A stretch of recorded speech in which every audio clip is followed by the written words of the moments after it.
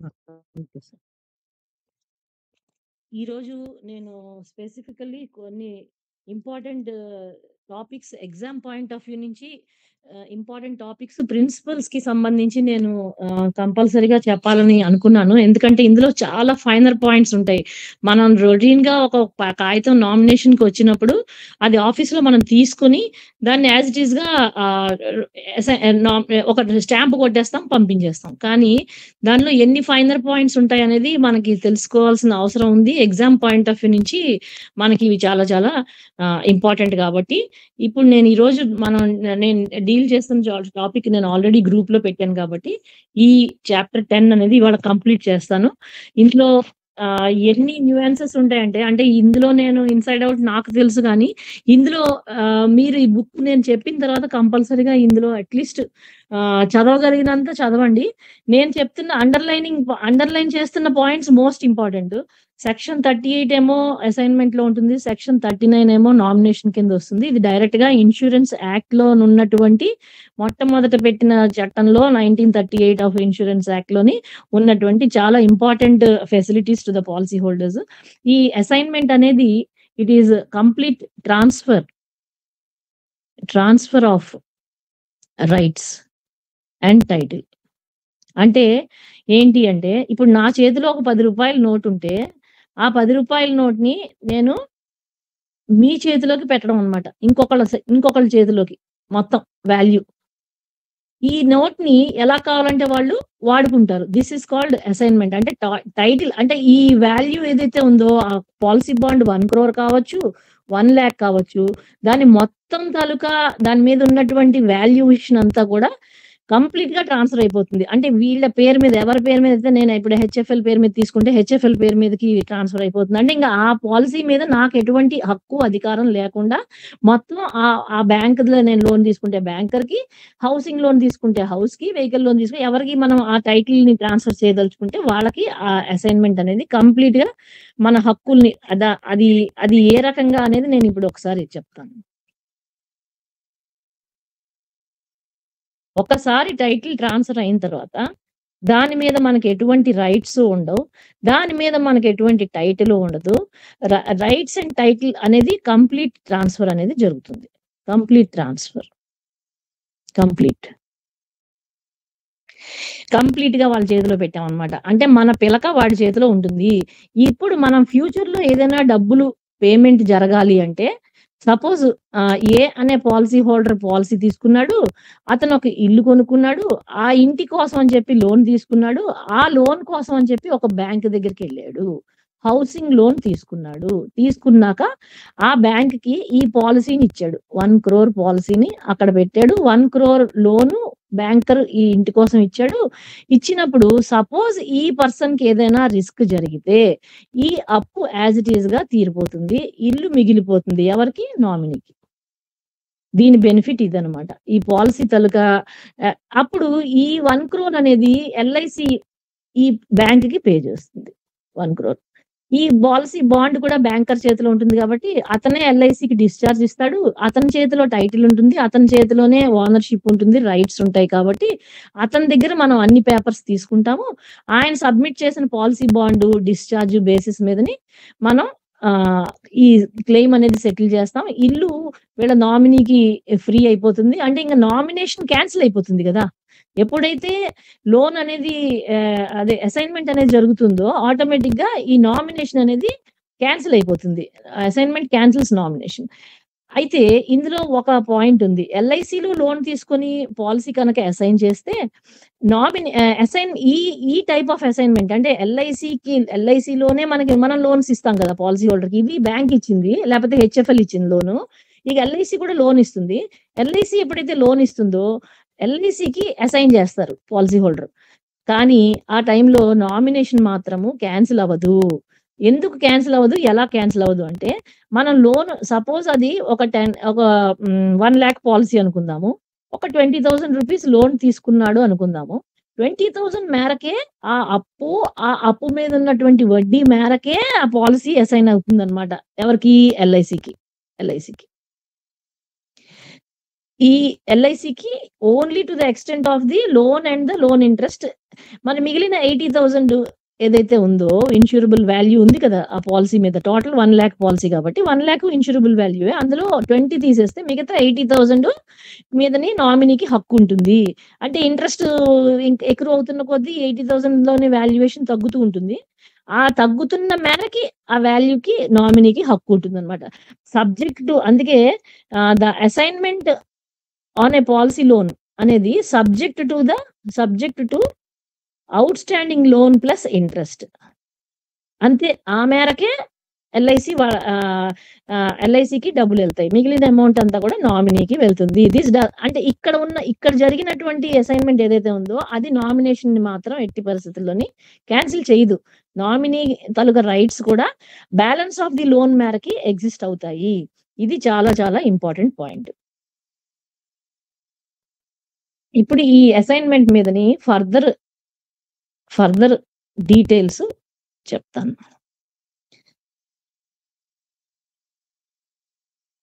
ఇక్కడ నేను చెప్పిందంతా కూడా ఇప్పుడు నేను మీకు చెప్పిన ఎగ్జాంపుల్ అంతా కూడా ఇక్కడ ఇచ్చాడు.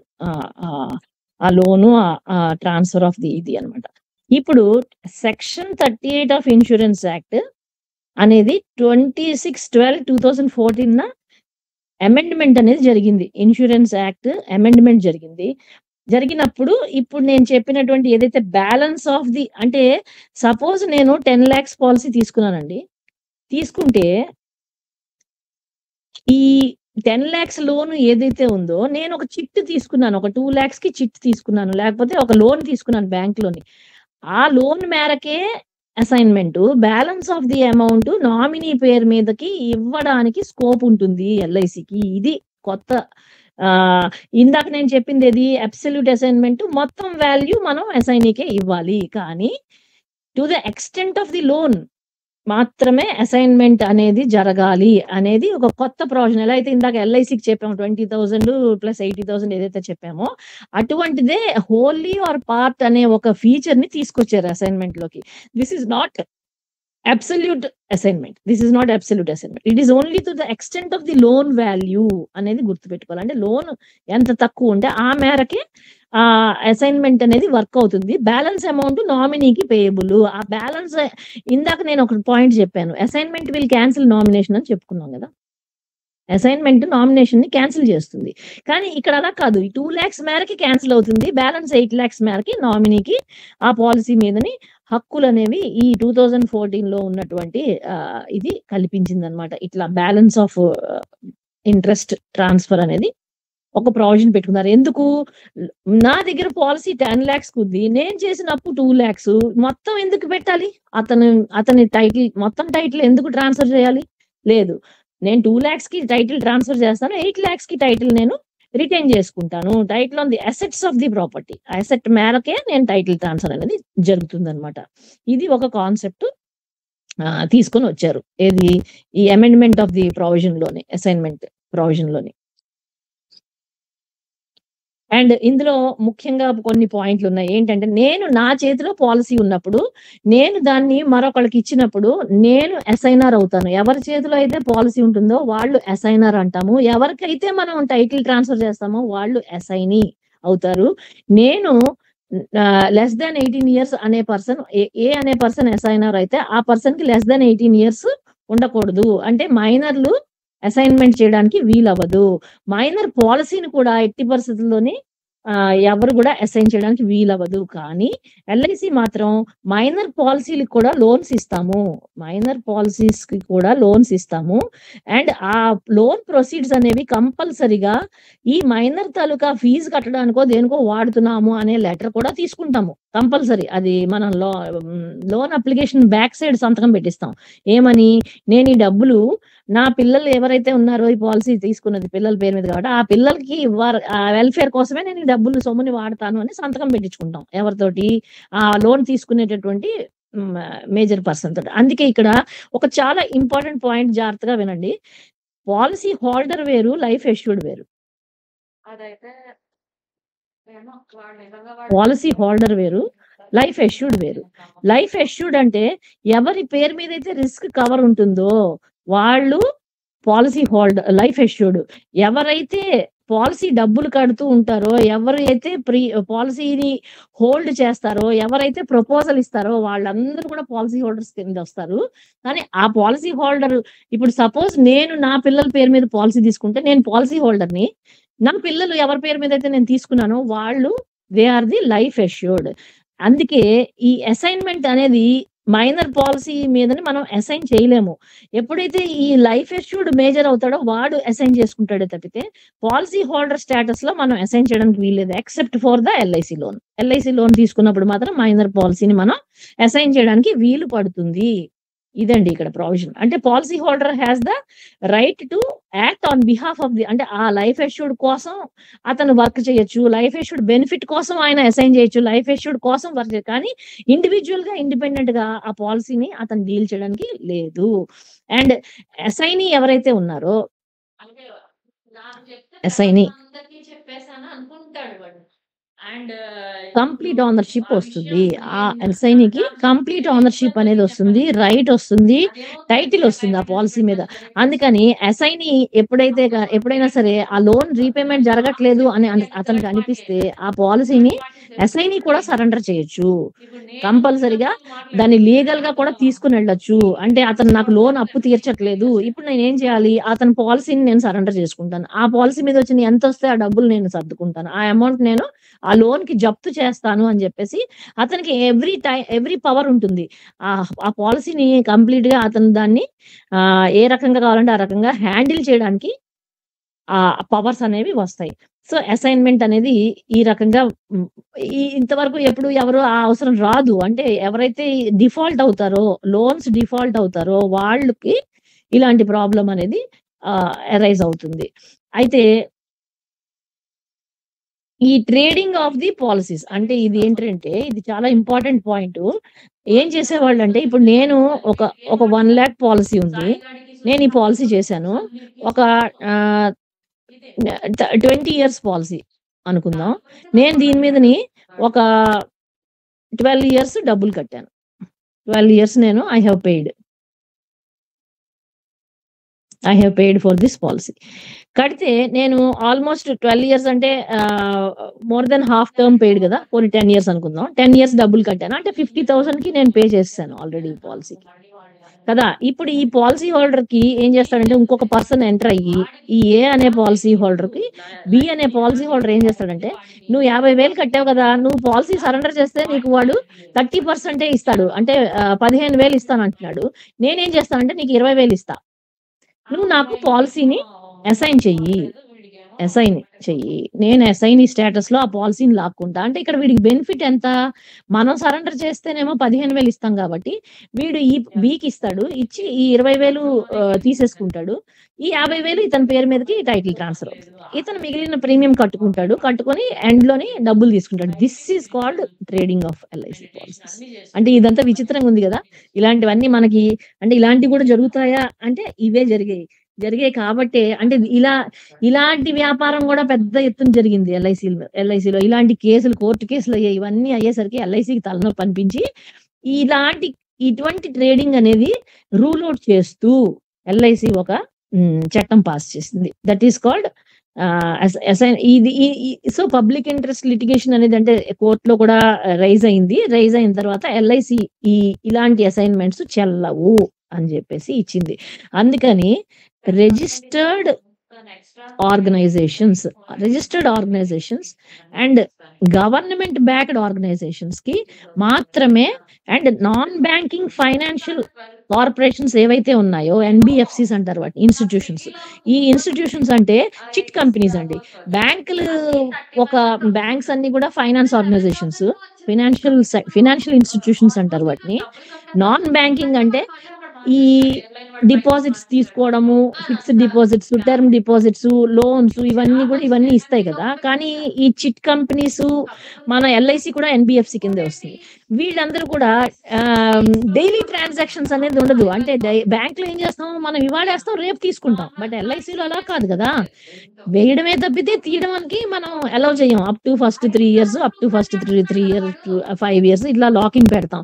లాక్ ఇన్ పెట్టిన తర్వాత కొన్ని రోజుల తర్వాత లోన్ లోన్ అనేది ప్రొవిజన్ ఇస్తామే తప్పితే రోజు మనం డబ్బులు తీసుకునే అకౌంట్ అయితే ఎల్ఐసిలో పెట్టాం. అలాగే చిట్టుబడి కూడా మనం 2 ఇయర్స్ 5 ఇయర్స్ ఇట్లాగా ఈ పీరియడ్ కి మనం చిట్ తీసుకుంటాం. అది కూడా లాక్ ఇన్ అన్నమాట. మనం పాడుకుంటే వాడు డబ్బులు ఇస్తాడు కానీ రోజు వేసి తీసేటటువంటి ట్రాన్సాక్షన్ కాదు. అందుకని ఇవి non banking banking financial institutions లోని డైలీ ట్రాన్సాక్షన్స్ జరుగుతాయి. మన అకౌంట్ లో నుంచి తీస్తాం వేస్తాము. బట్ ఎన్బిఎఫ్సిస్ లో మాత్రం మనం వన్ టైమ్ మనం వేస్తూనే ఉంటాము కానీ తీయడానికి మాత్రం వన్ టైం ప్రొవిజనే ఉంటుంది. అప్పుడప్పుడు లోన్లు తీసుకోవడానికి కానీ ఈ రెగ్యులర్ ట్రాన్సాక్షన్స్ అనేది ఇన్ అండ్ అవుట్ అనేది జరగదు. సో ఈ ఎన్బిఎఫ్సిస్ మీదని ఆ చిట్ కంపెనీస్ మీదని కూడా గట్టిగా స్టాంపింగ్ చేశారు. ఇండివిజువల్స్ కి అసైన్మెంట్ ఇండివిజువల్స్ కండి ముఖ్యంగా కంపెనీస్ రిజిస్టర్డ్ కంపెనీస్ కి ప్రాబ్లం లేదు. బట్ ఇండివిజువల్ పర్సన్స్ కి మాత్రం పాలసీస్ అసైన్ చేసేసి అడ్డుదిడ్డుగా అస్తవ్యస్తంగా వీటిని ట్రేడ్ కింద చెప్పాను కదా ఎగ్జాంపుల్ అలాంటి సిచ్యువేషన్స్ సినారియోస్ జరగకుండానే ప్రివెంట్ చేస్తూ ఈ trading of life insurance policies అనండి పూర్తిగా రిమూవ్ చేస్తారు ఎల్ఐసి. అందుకనే మనకి ఆ నోటీస్ ఆఫ్ అసైన్మెంట్ కాకుండా ఒక ఎనెక్స్చర్ కూడా మధ్యలోని ఇంట్రడ్యూస్ చేశారు.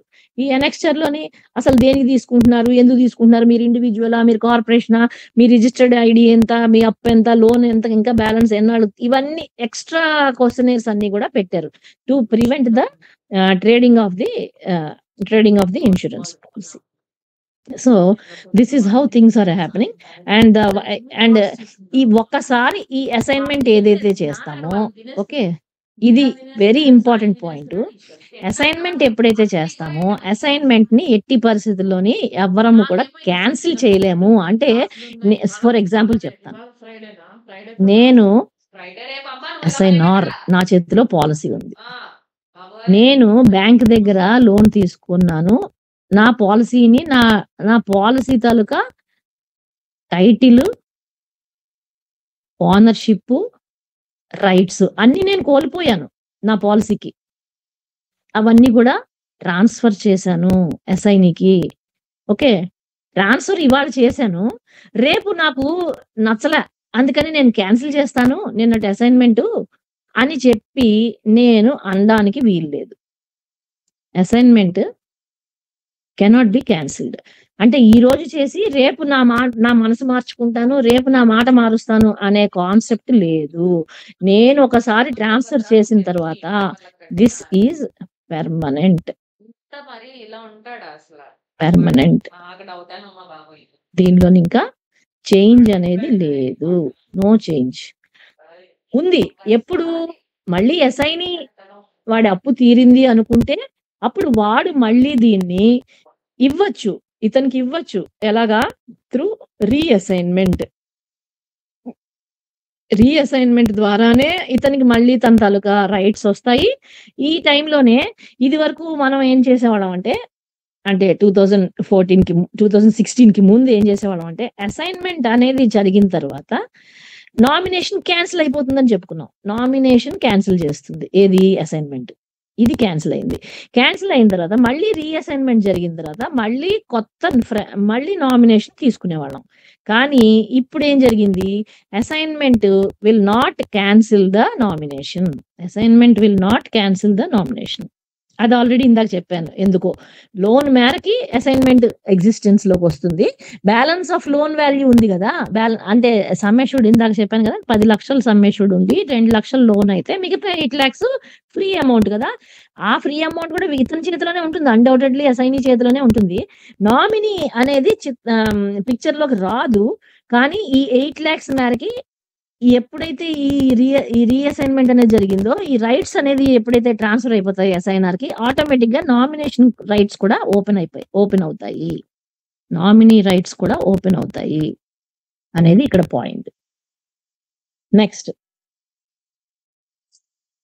ఇది చాలా important, conditional assignment. Conditional assignment ఇందులో ఏం జరుగుతుంది అంటే, నేనున్నాను, నా చేతిలో బి బ్యాంక్ అందాం, బ్యాంక్ అవ్వచ్చు, ఎంప్లాయర్ అవ్వచ్చు, అంటే ఉద్యోగం ఆఫీస్ లో ఉద్యోగం చేస్తూ ఆఫీస్ అన్నమాట. మనం ఏ ఆఫీస్ అయితే అక్కడ చేస్తున్నామో. అంటే వీళ్ళే ప్రీమియం కడుతూ మన కోసం ఇలా జరుగుతూ ఉంటాయి కొన్ని పాలిసీస్. ఈ ఏ అనేవాడికి లైఫ్ కవర్ ఉంటుంది. ఇతను కీ మ్యాన్ అనుకుందాం, లేకపోతే ఇంకేదో అనుకుందాం. లైఫ్ కవర్ ఉంటుంది. ఇతని పాలిసీ అంతా కూడా ఇతని చేతిలో ఉంటుంది. ఎందుకు? ఇతను ప్రీమియం కడుతున్నాడు through out the life of the policy. కడుతూ చివరికి ఏమవుతుంది అంటే, చివరి దాకా అంటే 20 ఇయర్స్ అయిన తర్వాత ఇతను రూపాయి కూడా ఇందులోంచి తీయలేడు. ఎందుకు? కండిషనల్ అసైన్‌మెంట్ జరిగింది. ఎవరికి? ఈ ఆఫీస్‌కి. At the end of 20 years, at the time of maturity వచ్చినప్పుడు ఏం జరుగుతుంది? Assignor survive the term of the policy. ఆటోమేటిక్‌గా డబ్బులు ఇతని పేరు మీదకి ట్రాన్స్‌ఫర్ అయిపోతాయి. అంటే ఈ అసైన్‌మెంట్ అనేది ల్యాప్స్ అయిపోతుంది end of the policy maturity టైమ్‌కి. ఆర్ సపోజ్ ఇది ఒక పర్సన్ అనుకుంటే, ఈ పర్సన్ చనిపోతే, అసైన్‌మెంట్ ఎవరి పేరు మీద చేసామో ఆ పర్సన్ చనిపోతే ఆటోమేటిక్‌గా ఈ పాలిసీ తాలూకా రైట్స్, టైటిల్ అన్నీ కూడా వెనక్కెళ్ళిపోతాయి. ఆటో రివర్షన్ అండి ఇక్కడ. మళ్ళీ మనం ఏం పేపర్ వర్క్ చేయక్కర్లేదు. ఇది auto reversion of title. This is called conditional assignment. ఆ కండిషన్ మీద అన్నమాట. ఏ condition? The rights, title and interest automatically revert to the assignor. అంటే ఏకొచ్చేస్తుంది ఆటోమేటిక్‌గా కండిషన్. దాని మీద ఉన్నటువంటి టైటిల్ అంతా కూడా. కాకపోతే ఇక్కడ ఇందాక మనం చూసాం. ఏంటి? అసైనీ చేతిలో ఒక్కొక్కసారి పాలిసీ ఎళ్ళాక దాన్ని సరెండర్ కూడా చేయొచ్చు అన్నాం. Surrender is the maximum benefit on the policy కదా! ఇంక అంతకన్నా మించింది ఇంకేం లేదు. అంటే కాంట్రాక్ట్‌ని యూనిలాటరల్‌గా వీడికి చెప్పాల్సిన పని కూడా లేకుండా ఈ అబ్సల్యూట్ అసైనీ అనేవాడు సరెండర్ కూడా చేయగలుగుతున్నాడు. కానీ ఈ కండిషనల్ అసైన్‌మెంట్ అనే సీన్‌లోని ఈ అసైనీ చేతిలోనే బాండ్ ఉన్నా సరే, టైటిల్ ఉన్నా సరే, ఖచ్చితంగా అతను కనీసం లోన్ కూడా అవైల్ చేయడానికి వీల్లేదు. కండిషనల్ అసైన్‌మెంట్‌కి, అబ్సల్యూట్ అసైన్‌మెంట్‌కి తేడా అర్థమైంది అనుకుంటాను. So, this is very, very important point. బాధలోకెళ్ళిపోయాను నేను. విపరీతమైన బాధలోకెళ్ళిపోయాను. మామూలు బాధ.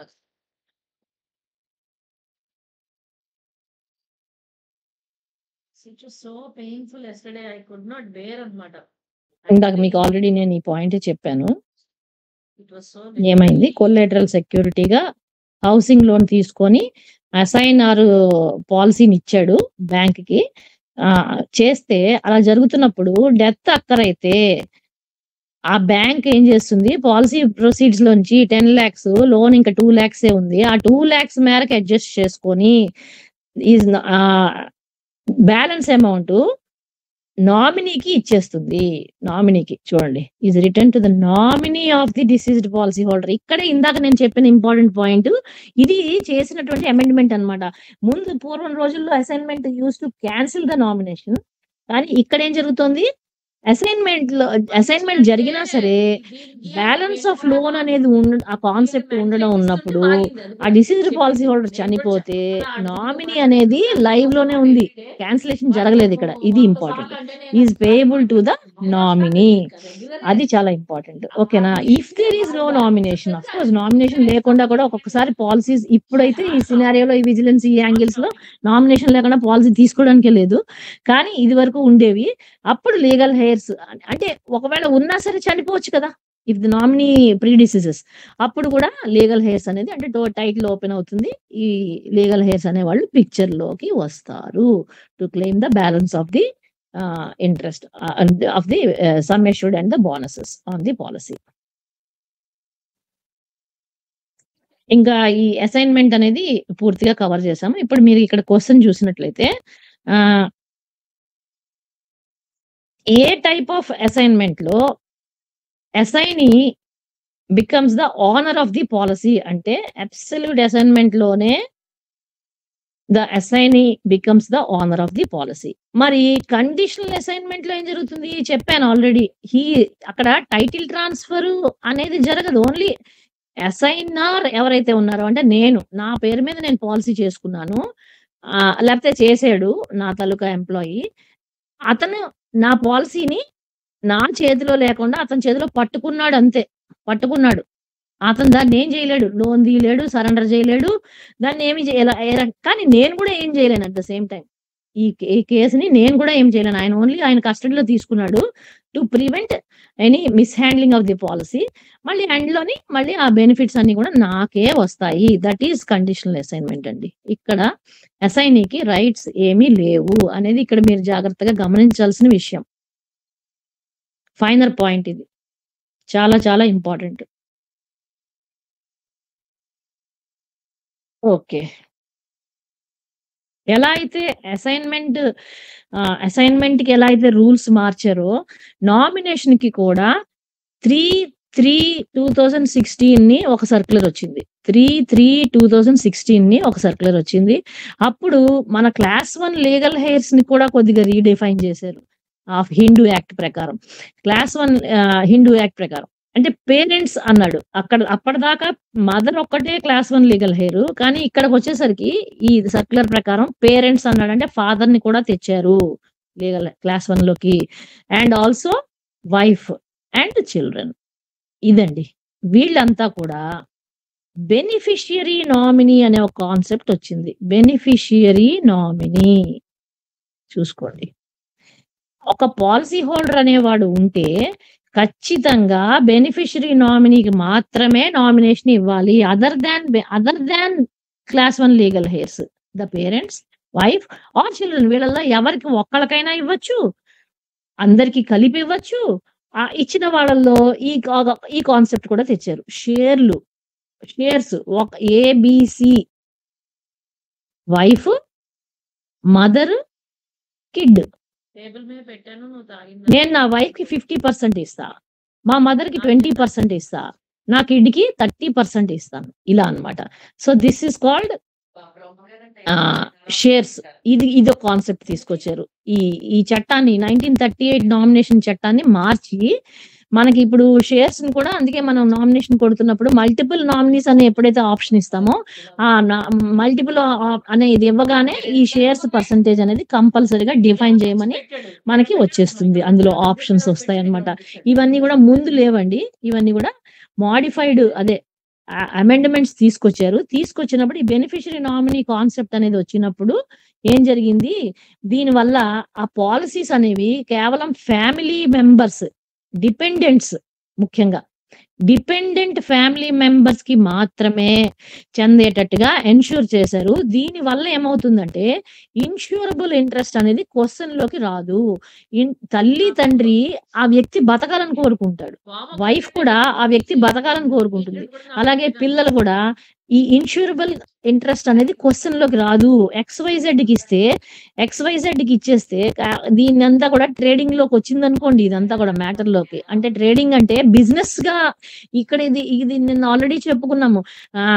ఫైనాన్షియల్ లాసెస్ ని మనం మేక్ గుడ్ చేయొచ్చు. కానీ ఫ్యామిలీ వాల్యూస్ అంటే attachment of the person, interest of the person's life మీదని మిగతా వాళ్ళందరికీ కూడా అభిమానాలు, ఆపేక్షలు వీటన్నిటిని కూడా నాన్ ఫైనాన్షియల్ కమిట్మెంట్స్ ఏవైతే ఉన్నాయో అవి కేవలం డిపెండెంట్ ఫ్యామిలీ మెంబర్స్ కి మాత్రమే ఉంటాయి.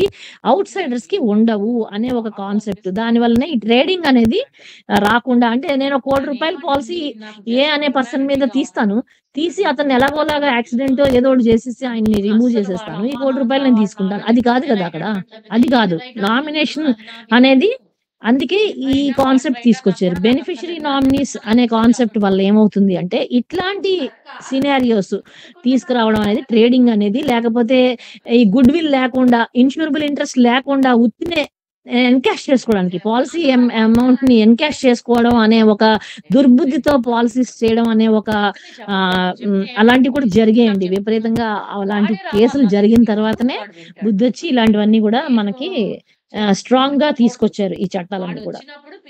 ఇకపోతే nomination, minor nominee, major nominee ఇవన్నీ అదే మైనర్ నామినీ ఉంటే అపాయింటీ కంపల్సరీగా ఉండాలి. అండ్ ఇదే చెప్పాను కదా, ఇందాక ఆల్రెడీ కవర్ చేశాను నేను. Name of the nominee, relationship అనేది చాలా ఇంపార్టెంట్. ఇప్పుడు మొన్న విజిలెన్స్ కేసు వచ్చింది.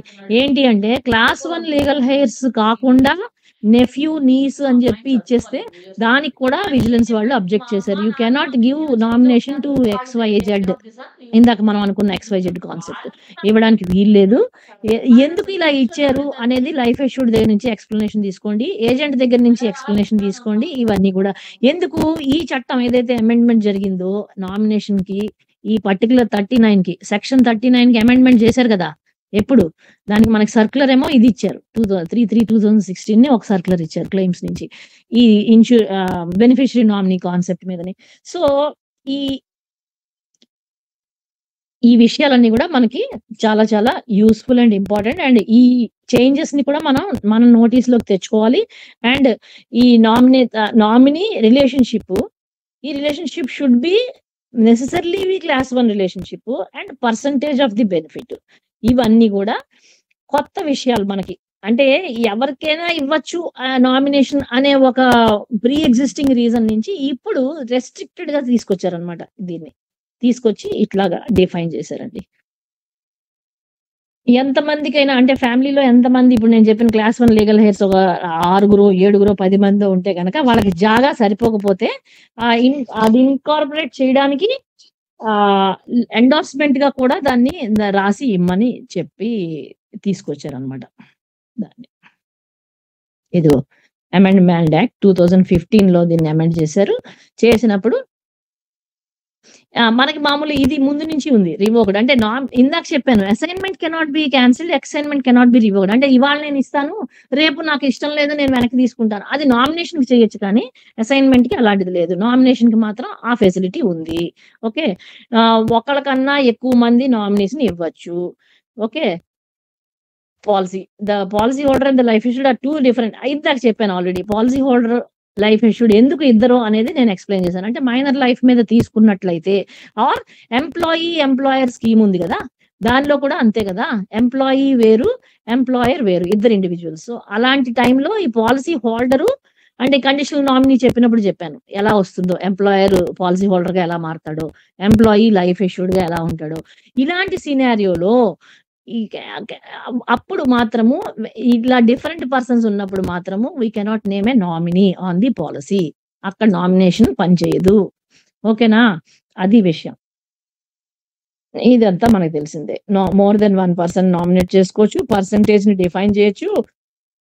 సెక్షన్ 39(7) ని తీసుకొచ్చారు. ఇది ఒక ఇంట్రెస్టింగ్ సెక్షన్. ఏంటి అంటే నామినేషన్ ఎవరికైతే మనం ఇస్తామో, ఒక పర్సన్ ఉన్నాడు, ఏ అనే పర్సన్ ముగ్గురికి నామినేషన్ ఇచ్చాడు. 1కి ఇచ్చాడు, 2కి ఇచ్చాడు, 3కి ఇచ్చాడు.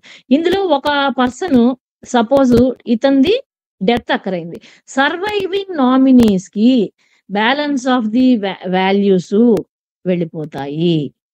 సర్వైవింగ్ నామినీస్ కి వాల్యూస్ సెటిల్ చేయమనేసి వచ్చిందనమాట. ఇది వరకు ఏంటి, నామినీ చనిపోతే అలా కాదు, మళ్ళీ ఈ నామినీ చనిపోయిన నామినీ తాలూకా లీగల్ హెయిర్స్ కి పిక్చర్ లోకి వచ్చేవాళ్ళు. ఇప్పుడు అలా కాదు, సర్వైవింగ్ నామినీస్ కి మాత్రమే. అందుకే నామినీ తాలూకా చాలా ఇంపార్టెంట్ మాట ఏంటి చెప్పాలి అంటే, నామినీకి ఎప్పుడు కూడా పాలసీ మీద రైట్స్ అనేవి ఉండవు. ఓన్లీ లైఫ్ అష్యూర్డ్ కి మాత్రమే పాలసీ మీద 100% రైట్స్ ఉంటాయి. టైటిల్ ఉంటుంది, టైటిల్, రైట్, ఓనర్షిప్, 3 డిస్టింక్ట్ పదాలు లీగల్ గా. ఈ 3 కూడా ఓన్లీ లైఫ్ అష్యూర్డ్ ఉంటాయండి. నామినీకి మాత్రం ఈ 3 కూడా లేవు, వాడికి ఆ రైట్స్ ఏమీ లేవు అనేది ప్రూవ్ చేస్తూ ఈ సెక్షన్ 38 లో 7th పారాలోని మనకి ఈ పాయింట్ అనేది పెట్టారు. ఏంటది, సర్వైవింగ్ నామినీస్ కి date of death of the life assured కి మిగతా డెత్ బెనిఫిట్స్ అన్ని వాళ్ళకి సర్దేసేయమనేసి. ఓకేనా, ఇది ఇప్పుడే చెప్పాను కదా, టైటిల్ లేదు ఎవరికి, నామినీకి అయితే టైటిల్ ఉండదు పాలసీ మీదని. ఓకేనా, ఆల్రెడీ ఇది కూడా చెప్పాను. పేరెంట్స్ అంటే ఇందులో చెప్పారు, ముందు మదర్ ఒక్కడే ఉండేవాళ్ళు క్లాస్ 1 లోని, ఇప్పుడు ఫాదర్ ని కూడా చేర్చారు. స్పౌజ్, వైఫ్ అయితే హస్బెండ్, హస్బెండ్ అయితే wife, and children. Spouse and children are and 2 కూడా. సో ఇది in the event of death. అంటే డెత్ అనేది అక్కరైతేనే నామినీ పిక్చర్ లోకి వస్తాడు తప్పితే before the death of the life assured the nominee has nothing to say.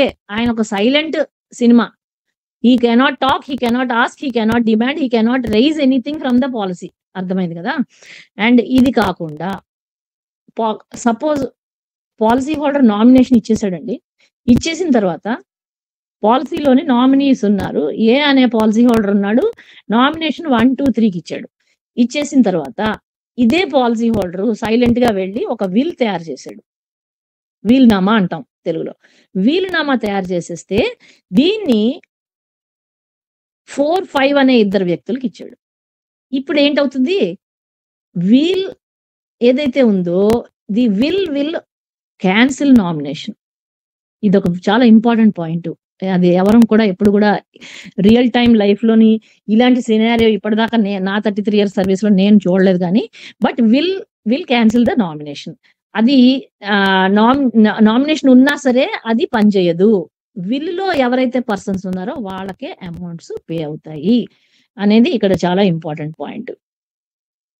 Next ఆ will అనే దానికి ఎగ్జిక్యూటర్ అని ఉంటాడు. ఎగ్జిక్యూటర్ అంటే ఈ 4, 5ని ఐడెంటిఫై చేయగలిగేటటువంటి పర్సన్ అన్నమాట. ఈ ఎగ్జిక్యూటర్ అనేవాడు 4కి 5కి తెలిసినవాడు, ఏకి కూడా తెలిసినవాడు అయ్యి ఉండాలి. Common person with welfare in his mind అన్నమాట. అలాంటి వాళ్ళని ఎగ్జిక్యూటర్ గా అపాయింట్ చేసుకుంటాడు. ఎవరు? ఈ ఏ అనే పర్సన్ చేసుకునేసి అయితే ఈ ఎగ్జిక్యూటర్ అనేవాడు ఉన్నా సరే ప్రొబేట్ అనేది తెచ్చుకోవాలి. విల్ అనేది ఎగ్జిక్యూషన్ లోకి తేవాలి అంటే ప్రొబేట్ అనేది ఉండాలి. విల్ మీద ప్రొబేట్ అంటే ద కోర్ట్ విల్ డిసైడ్. మళ్ళీ కోర్ట్ ఇస్తుంది ఫైనల్ వర్డిక్ట్ విల్ మీదని. ఇదే రిజిస్టర్డ్ విల్ అనుకోండి, రిజిస్టర్డ్ విల్ కి ప్రొబేట్ అవసరం లేదు. డైరెక్ట్ గా ఇదే యాజ్ ఇట్ ఈస్ గా ఈ వీళ్ళకి డైరెక్ట్ గా పేమెంట్ ఎల్ఐసి తీసుకొని ఇచ్చేస్తుంది. నామినీకి మైనర్ నామినీ గురించి మనకు తెలుసు కదా. అపాయింటీని తీసుకుంటాం. Appointee cannot be a minor. వాళ్ళకి ఎలాగో ఏజ్ అబౌవ్ 18 ఉండాలి. మైనర్ అంటే లెస్ దాన్ 18 ఇయర్స్. వీళ్ళకి మనం తీసుకుంటాం. వీళ్ళ దగ్గర అపాయింటీ దగ్గర కూడా సిగ్నేచర్ మనం తీసుకుంటాము. In case minor minor nominee policy మీద ఉన్నప్పుడు డిసీజ్డ్ డిసీజ్ అయితే చనిపోతే అపాయింటీకి మనం డబ్బులు ఇస్తాము. And appointee is only trustee. ఆ డబ్బుల్ని అపాయింటీ ఖర్చు పెట్టుకోమని కాదు, మైనర్ కోసం అపాయింటీ ఆ డబ్బుల్ని డిశ్చార్జ్ ఇస్తుంది అంతే. ఎల్ఐసికి డిశ్చార్జ్ ఇవ్వడానికి పనికొస్తుంది. అందుకని అపాయింటీని మనం అపాయింట్ చేస్తాం. ఇంక ఇవన్నీ కూడా ఆల్రెడీ నేను కవర్ చేసిన టాపిక్స్. అసైనీ నామినీ అన్ని ప్రతి ఒక్క పాయింట్ నేను కవర్ చేశాను. ఇదిగో ఇక్కడ ఇప్పుడే నేను మీకు చెప్పాను కదా. In the event of after the death of the policyholder, the creditors can attach.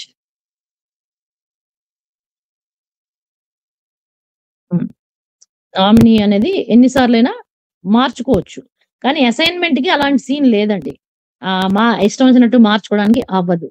Okay, if the assignee is a minor, అక్కడ గార్డియన్ కావాలి. గార్డియన్ అనేది కోర్టు అలాట్ చేస్తుంది. న్యాచురల్ గార్డియన్ అంటే మైనర్ అనుకోండి, బేబీ మైనర్ అనుకోండి, ఆ బేబీ మైనర్ కి assignment ఇచ్చాడు అనుకోండి, అప్పుడు న్యాచురల్ గార్డియన్ గా మదర్ ఫాదర్ ఉండొచ్చు. If mother and father are not there, then court will appoint the guardian for the minor అన్నమాట. అలాంటి సినారియో ఇది. ఇక్కడ మనకి అలాంటి సినారియో ఇక్కడ నామినేషన్ కి వచ్చేసరికి మనమే డైరెక్ట్ గా appointing తీసేసుకుంటాం.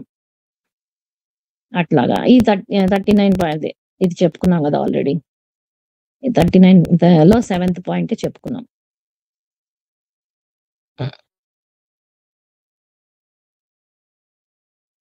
Nomination can be revoked at any time. Nominee has no right on the policy కదా. A witness has to sign on the nomination papers. If nominee is a minor, appointee కావాల్సి ఉంటుంది. నామినీకి right లేదు.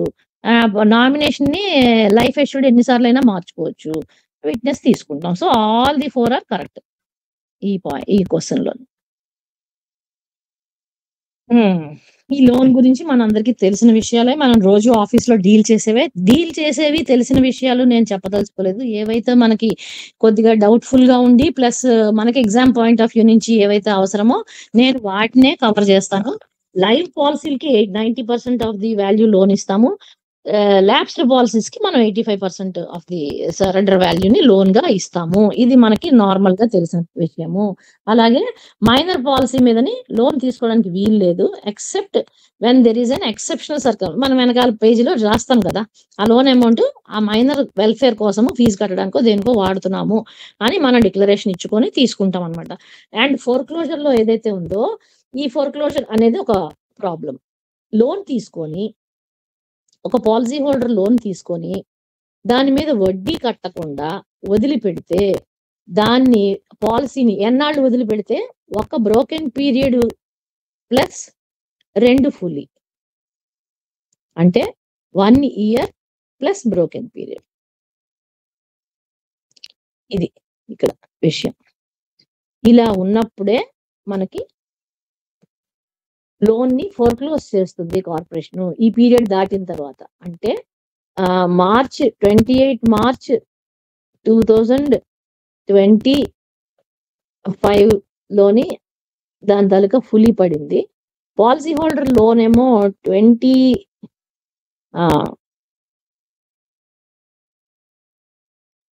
Policy holder ఏమో loan తీసుకున్నాడు. 12th of March తీసుకున్నాడు.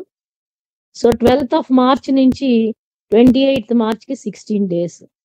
ఇది broken period interest. ఇది కాకుండా మళ్ళీ 28 డేట్ ఆఫ్ కమెన్స్‌మెంట్ అయితే 28 మార్చ్ 26 వరకు ఊరుకొని ఇక్కడి దాకా లోన్ కట్టకపోతే బ్రోకెన్ పీరియడ్ ప్లస్ ఒక 1 ఇయర్ ఇంట్రెస్ట్. కట్టకపోతే డిఫాల్ట్ అయితే అప్పుడు పాలిసీ హోల్డర్ మీద provided the policy is not being paid అంటే ప్రీమియమ్స్ కూడా పే చేయకుండా వదిలిపెడితే అప్పుడు ఎల్ఐసికి ఆ పాలిసీని ఫోర్‌క్లోజ్ చేసేటటువంటి due to default of payment of outstanding loan. అప్పుడు మనకి దాన్ని ఫోర్‌క్లోజ్ చేసే హక్కు వస్తుంది. ఎవరికి? ఇన్స్యూరర్‌కి. అది కూడా ఎప్పుడు అంటే exceed the surrender value. Outstanding loan plus interest. Already మనం 90% ఇచ్చేసాం గదండీ సరెండర్ వాల్యూలో. సో మిగతా 10% ఏమైందండి 1 ఇయర్‌కి? సపోజ్ ఎలా చెప్దాము 11,000 ఉందనుకుందాము. 1,000 ఈస్ 10% అనుకుందాము. అంటే రౌండింగ్ ఆఫ్ చేస్తున్నాను. 1100 యాక్చువల్‌గా. మిగతా 10,000 లోన్ ఇచ్చాము. లోన్ ఇస్తే దీని మీద వడ్డీ ఎంతయింది? 1000 అయింది గదా! సంవత్సరానికి 10% చొప్పున. మొత్తం ఎంతయింది? ఇంత అయిపోయింది. సరెండర్ వాల్యూ అంత అయిపోయింది. సరెండర్ వాల్యూలో 10% లోన్ ఇస్తున్నాం గదా! 10% అదే 90%. అర్థమైంది గదా! సో మనం ఎప్పుడైతే లోన్ వడ్డీ కట్టమో సరెండర్ వాల్యూ అంత మేరకి మొత్తం అయిపోతుంది. సో ఎప్పుడైతే ఇది దాటిపోతుందో, ఎప్పుడైతే సరెండర్ వాల్యూ దాటిపోతుందో మనం ఇచ్చిన లోను ప్లస్ లోన్ ఇంట్రెస్ట్ దాటిపోతే ఇక్కడ అదే కదా లోన్ తాలూకా ఇంట్రెస్ట్ కలిపితే ఆ 11,000 అయిపోయింది. ఇంత అయిపోయింది. అందుకని ఆ మూమెంట్‌లో ఖచ్చితంగా పాలిసీని ఎల్ఐసి ఏం చేస్తుంది? బుక్స్‌లోంచి రైట్ ఆఫ్ చేసేస్తుంది. రైట్ ఆఫ్ అంటే కిల్ చేసేస్తుంది ఆ పాలిసీని. That is called foreclosure. Closing the loan even before the policy closed by others. మనమే తీసుకుంటాం. యూనిలాటరల్‌గా తీసుకుంటాం. ఎల్ఐసియే ఆ పని చేస్తుంది. ఆ విషయం మనం లోన్ తాలూకా అప్లికేషన్‌లోని క్లియర్‌గా మెన్షన్ కూడా చేస్తాము. ఈ పాయింట్ మన తాలూకా ఎల్ఐసి పాలిసీ బాండ్‌లో కూడా మనం మెన్షన్ చేస్తాం. ఇలా చేస్తాము. లోన్ తీసుకొని విడిచిపెడితే మేమేం ఊరుకోము. సరెండర్ వాల్యూ కన్నా ఎక్కువ అయిపోయిందనుకోండి లోన్ ప్లస్ ఇంట్రెస్ట్. మరి ఇంకెవరు కడతారు? అందుకని చెప్పేసి దాన్ని ఎల్ఐసియే ఫోర్స్‌డ్‌గా ఇదిగో అదొకటి ఇంపార్టెంట్. ప్రీమియం కట్టకుండా ఉంటే, కడుతూ ఉంటే చేయము. కట్టకుండా మానేస్తేనే ఇలాంటి సినారియో అరైజ్ అవుతుంది. ఎందుకనేది ఇప్పుడు నేను మీకు లెక్కల ప్రకారం కూడా ఎక్స్‌ప్లెయిన్ చేశాను.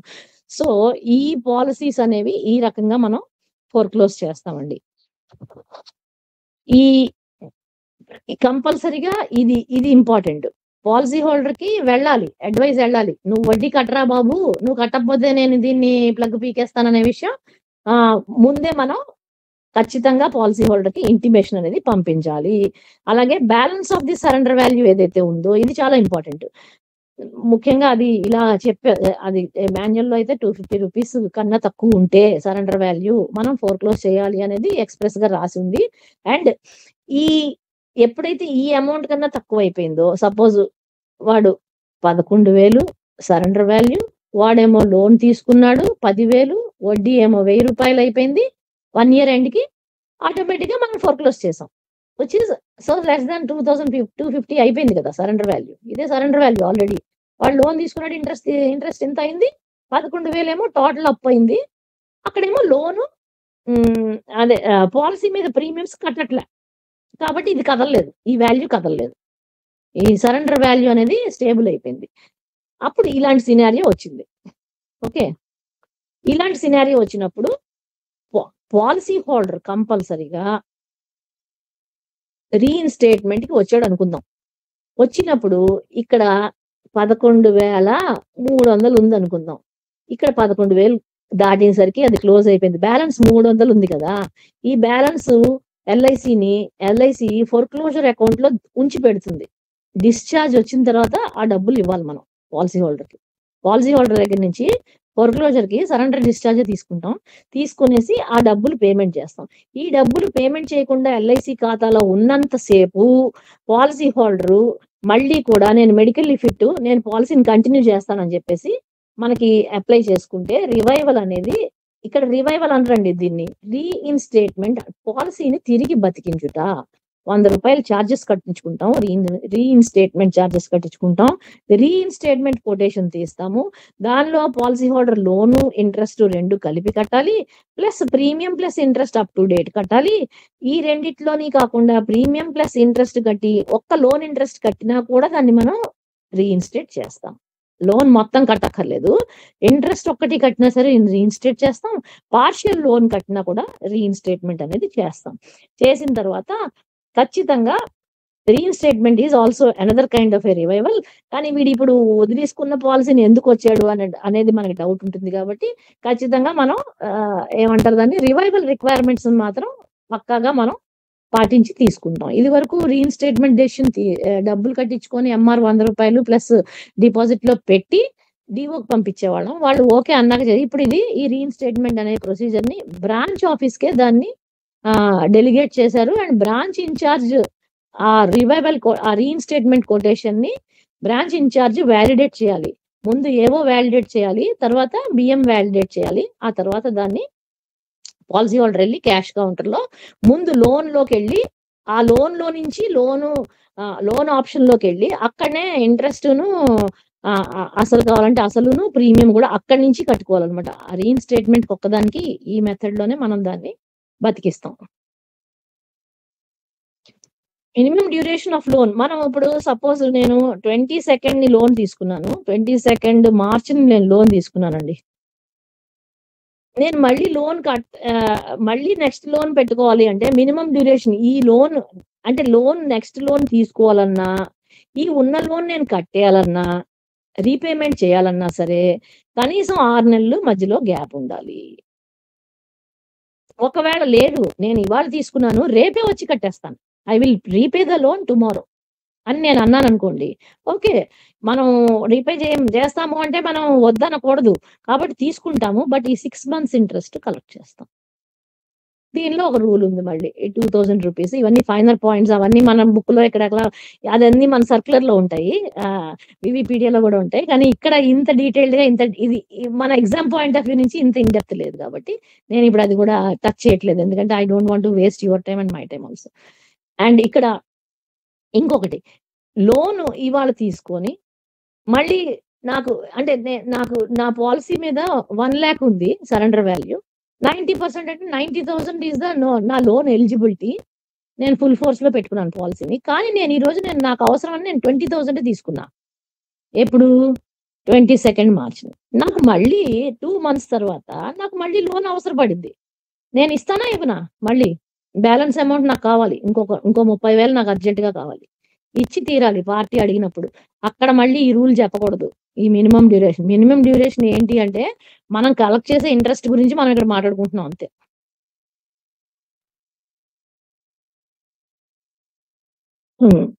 సో ఇవన్నీ ఆల్రెడీ కవర్ చేశాను. సో ఈ డెఫినిషన్స్ అసైన్‌మెంట్ సెక్షన్ 38, సెక్షన్ 39. ఇంకోటి ఏదో చెప్పాను కవర్ చేస్తాను ఇవాళ. ఇది ఆల్రెడీ మనం చూసినవే ఇదంతా. When can A nomination be affected? కరెక్టే కదా! పాలసీ ఇష్యూ చేసేటప్పుడు ప్రపోజల్ స్టేజ్లో మనం నామినేషన్ ఇవ్వాలి any time of the date of commencement and before date of మెచ్యూరిటీకి ముందు కమెన్స్ అయిన తర్వాత ఎన్నిసార్లు అయినా దాన్ని మార్చచ్చు, ఎప్పుడైనా సరే మనం నామినేషన్ ఇవ్వచ్చు. And both the above situations మనం అవైల్ చేసుకోవచ్చు. Nomination can be affected many times on a policy. ఇక్కడ ఇంపార్టెంట్ పాయింట్ ఇది. If the policy has to be assign to a minor, ఇక్కడ ఎవరు ఉండాలి? అపాయింటీ కాదండి, అసైనర్ కాదండి. ఎవరు ఉండాలి? గార్డియన్ ఉండాలి అసైన్కి. అంటే గార్డియన్ కి అపాయింటీకి రిలేషన్షిప్ తాలూకా హర్డిల్ లేదండి. ఇక్కడ మాత్రం రిలేషన్షిప్ హర్డిల్ ఉంది. అంటే పేరెంట్స్ అయితే కనుక న్యాచురల్ గార్డియన్స్ గా తీసుకుంటాము, దానికి కోర్ట్ ఇంటర్వెన్షన్ అవసరం లేదు. ఇక్కడ మాత్రం అవసరం ఉంది. ఏది అదర్ దాన్ న్యాచురల్ గా, అంటే మదర్ అండ్ ఫాదర్ కాకుండా ఇంకెవరైనా అయితే కనుక కోర్ట్ తలకి ఇంటర్వెన్షన్ అడుగుతాం మనం. The period between the date of approval of loan and the date of anniversary of the policy next before the policy which ever is earlier is known as the broken period. Loan ఇందాక already చెప్పాను, 12th తీసుకున్నాను నేను లోను, 28th నా date of commencement. So ఇక్కడ నుంచి ఇక్కడికి 16 days period ఏదైతే ఉందో అది మన తాలూకా it is always less than 6 months. అది ఇక్కడ రాస్తున్నాడు, 6 months before the policy. Okay, the total amount of loan shall generally not exceed 90% of the surrender value. ఇంతకన్నా ఫుల్ ఫోర్స్ లో ఉన్నా సరే ఫుల్ సరెండర్ వాల్యూకి మనం లోన్ ఇచ్చాము అంటే ఆ నెక్స్ట్ డే నుంచి అది ఫోర్క్లోజర్ ఎలిజిబిలిటీ వచ్చేస్తుంది. ఎందుకంటే ఆ పాలసీ మీద ఇంకా డబ్బులు లేవు వడ్డీకి సరి చేయడానికి కానీ జప్తు చేయడానికి కానీ. అందుకని 90% ఇస్తాం. మిగతా 10% insurance LIC will hold it as a leverage అనమాట టు అడ్జస్ట్ ద ఇంట్రెస్ట్. అదండి విషయం. అంతే కదా. Nomination can be affected any time during the duration of the policy. Okay, ఇది ఇప్పుడే చెప్పాను కదా, గార్డియన్ ఆల్రెడీ చెప్పాను. ఇది బ్రోకెన్ పీరియడ్ ఇప్పుడే చెప్పాను. ఇది కూడా 90%. పూర్ణిమ